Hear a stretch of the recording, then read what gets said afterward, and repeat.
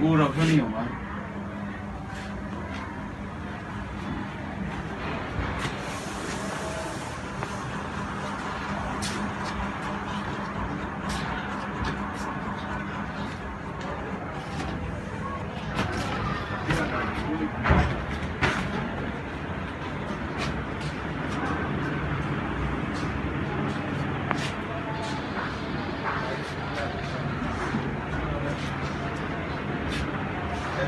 Matungina, Namit Punitoni Amaga, nationwide law, Aduga, appointed the Laiva, Miamna, Nordiski, CSO, NGO Singibian Chinsinjari, Mapamasida Queen, some like Tabataragadi, Karigumba, Laina Sinas Handoropa Matanda, Laiva, Manipur students in a sea.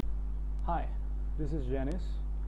Representing Manipuri who are stranded in Delhi due to nationwide lockdown, I humbly request to our Honorable Chief Minister of Manipur to acknowledge our social, economic insecurity at the earliest. In the interest of Manipuri residing in Delhi concerning the hardship due to the further extension of lockdown, I draw your attention to kindly arrange necessary assistance and if possible evacuation process must be initiated.